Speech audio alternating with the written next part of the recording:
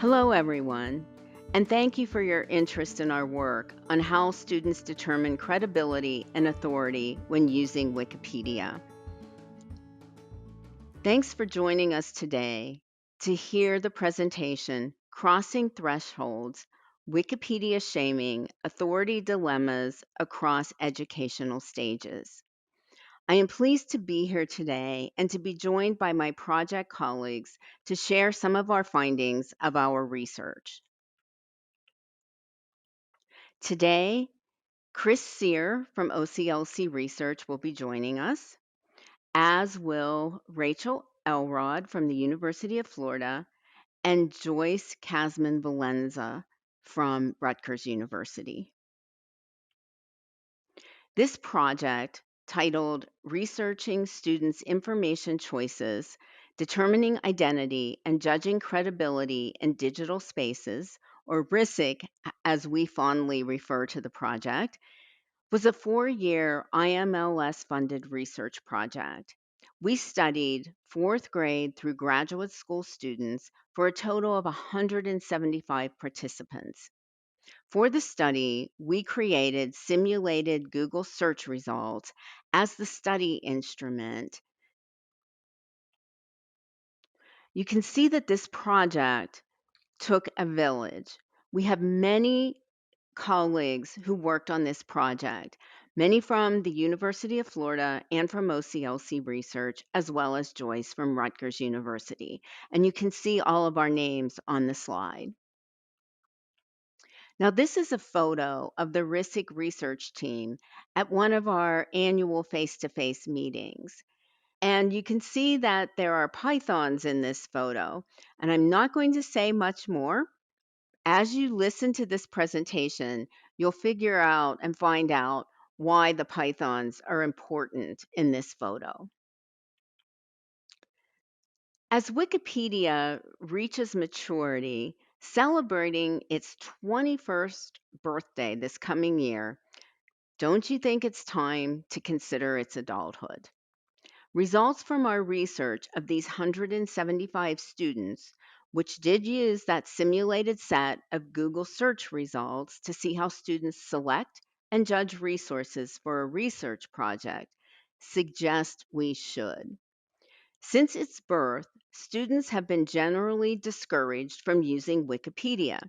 But as this collaborative reference tool has evolved, so should our consideration of its value. We call this Wikipedia shaming. Now, this is not new. On this slide, you see a quote, and you see the term the learning black market. This is a term that we coined in our digital visitors and residents study, which took place from 2011 to 2014, and that was funded by JISC in the UK. And we learned very similar things then as we did for this study. As you see in this quote from a US female undergraduate student, age 19, and a political science major say, it's like a taboo, I guess, with all teachers. They just all say, when they explain the paper, they always say, don't use Wikipedia. Now, we heard many quotes like this in this study. Here's another one from a US undergraduate student, a male, age 18, and an engineering major. He said, I go to Wikipedia, scroll down to the bottom, and there's like references that Wikipedia used. And I click on those references and like check those links because I'm like, that's the fastest way to find a good link. Because, like, if I'm going to search, like, I don't know, heart attack cases or something, like, that's going to take me to forever to find, like, a good website or book to talk about what I'm looking for when I can just type in Wikipedia, like heart attacks or something. Scroll to the bottom, there's already books and websites there for me. And this is something we heard quite a bit. I am now going to turn it over to my colleague Chris Sear to talk about our data collection and analysis for this project. Chris? Thank you, Lynn. We examined the behaviors and choices of 175 student participants across 6 educational stages as they engaged in 4 tasks in response to a grade appropriate science research prompt. Participants were presented with simulated Google search results and asked to assess whether these resources would be helpful in their research, whether they would be worth citing in their final assignment, how credible they were on a 5 point Likert scale, and what container they were. By sequencing these judgments, we encourage students to reveal nuances in their assessment of resources and the different ways that they might use those resources. Here we can see a video of the beginning of the simulation. As you can see, it was designed to replicate the look and feel of a Google search. Each cohort received a slightly different research prompt tailored to a typical assignment that they might receive at their education level. All of them dealt broadly with the topic of Burmese pythons in South Florida. Regardless of what search term they used, participants within each cohort saw the same set of results in the same order. The cohorts, however, saw a somewhat different set of search results from other cohorts. Some resources appeared for only one cohort, while others appeared for everyone. Participants could click into each result and see them just as if they were a normal web page. An interviewer prompted students to talk about their choices as they reviewed each resource. This gave us rich qualitative and quantitative data on both search behavior and the criteria that they use to evaluate resources. The first task was the helpful task, which asked students to select the resources that they considered helpful to address their research prompt. The cite task displayed the resources that participants selected as helpful and asked them whether they considered those resources to be citable. The credible task asked them to select how credible the resources were, once again, along the resources that they selected as helpful. And the container task asked participants to select the best category to identify the resource's container from 8 possible choices. One of the resources that every cohort saw near the top of the results page was a Wikipedia page on Burmese pythons in South Florida. This was one of the most popular resources, which probably is not surprising. And because so many participants across all cohorts saw it, we could make some interesting comparisons across cohorts. Here we have a chart of the percent of students at each cohort that selected the Wikipedia resource during the helpful task. We can see that students in higher educational cohorts are more likely to select Wikipedia as a resource that would be helpful. Only about a quarter of elementary schoolers selected it as helpful, but more than 80% of graduate students did. We can also see the percent among students in each cohort who selected it as helpful that said they would cite the Wikipedia resource in a research paper. And here we can see the exact opposite relationship from before. Those in higher cohorts, even though they were more likely to select Wikipedia as helpful, were less likely to say that they would cite it in a research paper. This shows that more experienced scholars are using Wikipedia, while younger scholars are more reluctant to use it. At the same time, experienced scholars seem reluctant to acknowledge that it's part of their research process. Why might this be the case? One common explanation for why people do not want to user cite Wikipedia is its open contribution model. The majority of participants mentioned this when discussing the Wikipedia resource during the simulation, usually saying something along the lines of, quote, anyone can just write something on it, end quote. Many even mentioned this as a reason for not wanting to use Wikipedia, saying that teachers told them not to use it because of its contribution model. One might think that this is a reason that many researchers are hesitant to use or cite Wikipedia, but our results do not provide any evidence that this is the case. Participants who mentioned the contribution model were neither more nor less likely to select the Wikipedia resource as helpful or citable than those who did not mention it. If this contribution model does not account for attitudes towards Wikipedia, what does? To answer this question, I'm going to turn things over to Rachel, who's going to go into more detail about this. Thanks, Chris. As mentioned, each participant was asked to speak aloud and tell us anything that they were thinking while looking at the results from their simulated Google search. Before we take a look at what the students had to say, here's what one university professor from our advisory council had to say about Wikipedia's usefulness. They said, I have high confidence in the material because I know that the people who contribute, I'm one, as are my students, are often quite well versed in the subject. Most importantly, the changes are transparent. I can look through the history to read the discussion, much the way I can in open peer reviews. While this professor discusses evaluation at the article level, most of our student participants heuristically judge the helpfulness and citability of a resource at the brand or source level. The New York Times, Time, National Geographic, Springer Journals, and Gale resources have well recognized brand names and reputations that influence student credibility judgments. At the fourth and fifth grade stage, note the binary approach. For many of these intermediate students, Wikipedia is simply bad, and there's confusion over both container type and information type. Wikipedia's openness leads a number of students to categorize it as a blog. A smaller number of elementary students see Wikipedia as a starting point to discover additional content. One elementary school student told us, Wikipedia, which isn't very factual because of what I've heard and what my teachers have been saying, I think it's more of a preprint. Here we see confusion on the container type.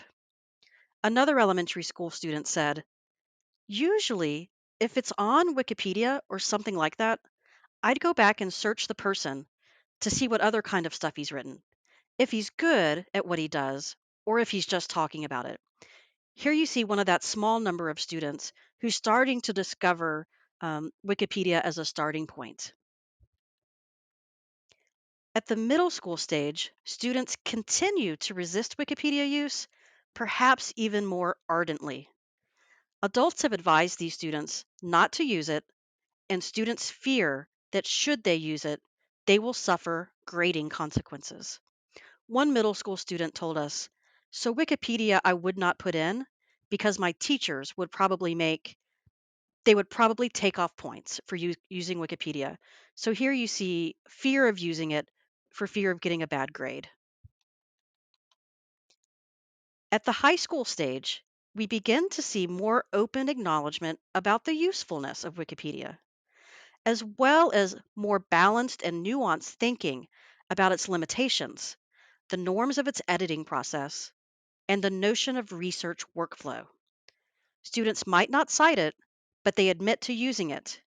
We begin to see students talking openly about the bad rap they perceive Wikipedia has gotten throughout their earlier school research experience. One high school student told us, so that's always kind of a crapshoot when you're going for just Wikipedia. The main thing you're going to look for is whether or not it actually has sources. Another of our high school participants told us, we've been told since like third grade, don't go to just Wikipedia. Wikipedia is good for overview information. At the community college stage, there's a clear acknowledgement of the regular use of Wikipedia as a resource and an understanding of its value for references, getting up to speed on new areas of knowledge, as well as a recognition of the need to cite alternate academic sources in their writing.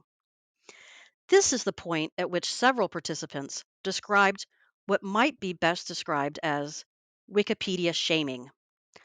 Our research team connects these confessional statements to prevalent comments from the visitor and resident study, where participants referenced what the researchers there labeled as the learning black market. Students admitted using Wikipedia for their academic work, but avoided citing it. One of our students said, I hate that it's shamed. I've actually found it to be really concise and kind of like a little nugget of information that allows me to explore further. And poor Wikipedia, I'm upset that people are mean about it. So here they're expressing that they feel this sense of shame and that people are being mean that they've used it. At the 4-year college stage, our student participants continue to discuss Wikipedia as a go to source for the usefulness of its synthesis, the niche focus of some of the articles, the value of open editing to promote currency and to its community regulation of errors. One of our undergraduate students told us, so I think I would kind of just sneak little pieces out of this Wikipedia and then follow it up with some points from Google Scholar to make sure that it's a legitimate paper or research paper. And finally, at the graduate school stage, we continue to see some sly admissions of Wikipedia use for references and the understanding that a wise Wikipedia user will always go to the source. One of the graduate student participants told us, so Wikipedia I would not choose. Well, I'm lying. I would choose Wikipedia. I wouldn't use it as a source in my research project, but I find some interesting information. Another graduate school student told us, I came for understanding. I maybe shouldn't love it, but I love Wikipedia. As you can see, there are various stages to understanding and accepting Wikipedia as a potential resource, depending on the grade level and various levels of shame that accompanies its use. And now I will turn it over to Joyce Valenza.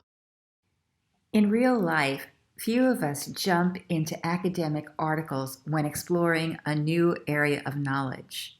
We need context and vocabulary before we enter academic conversations.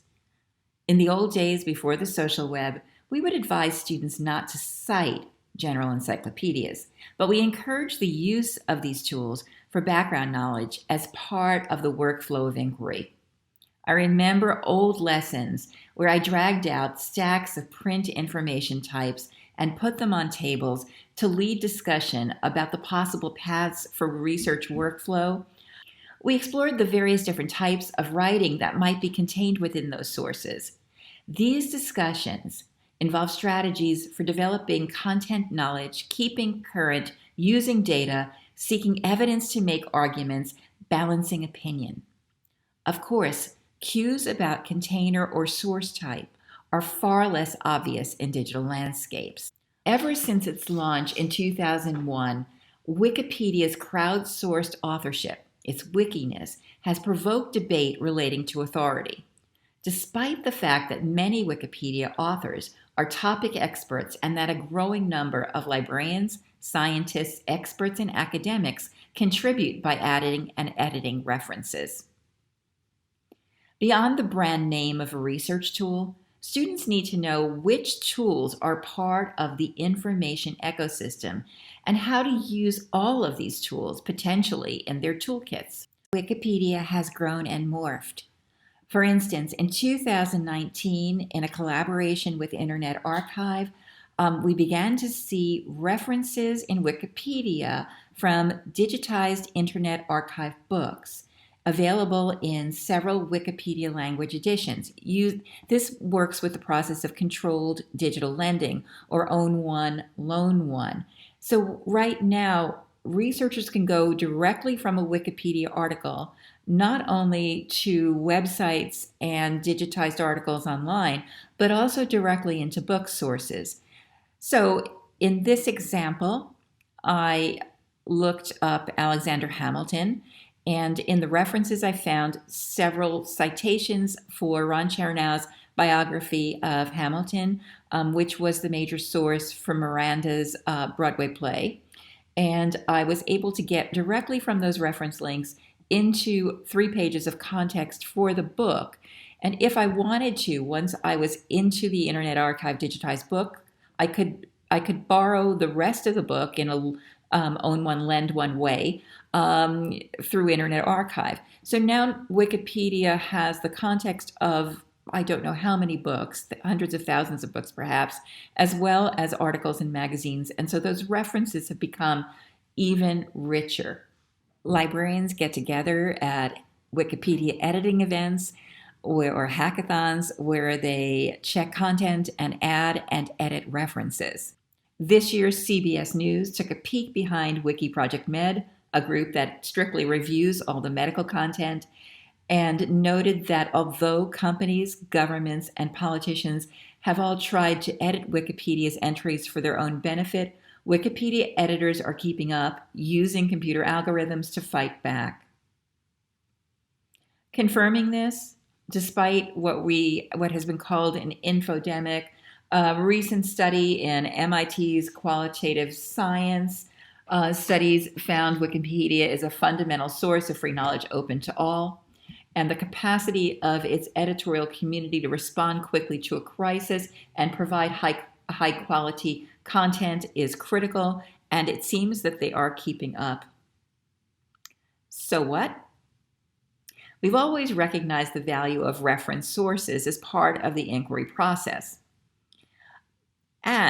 But, among our findings were that experts were far more likely than students to judge Wikipedia at the article level. And that means they were looking at it as a brand or a source and not bothering to check the individual article and its value and its authorship. We also found that Wikipedia's helpfulness rose across educational stages, but its citability dipped, and that makes sense about a reference source. We found that young students who were really all about aboutness, they cared that the article had something to do with their topic as they chose it for research. In this particular case, we're on the idea of assessing reliability and credibility. And in this particular case, it wasn't only about aboutness, but credibility, and that Wikipedia was seen as a binary good or bad, largely bad, source.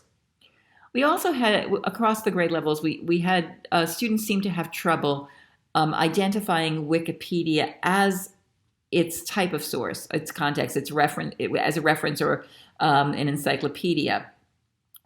And students valued it, especially at the higher level, for its ability to quickly help them develop critical context, discover vocabulary, and gather reference. Even so, they remained largely confessional when describing it. What our participants tell us, Wikipedia continues to be demonized. As a resource brand, it is often placed in that bucket of bad sources without a nuanced understanding of its role as an encyclopedia or tertiary or aggregated source. As we look at it, it seems that it's really not whether to use Wikipedia, but how or when. How can we help? The unwillingness of people to admit to using and perhaps even sometimes citing a Wikipedia article, even when it might be an important source of openly available information, suggests that there is a disconnect between how people are taught to use Wikipedia in research and how they might actually use it. How can we help our students? We can help them consider the needs at various stages during the research process.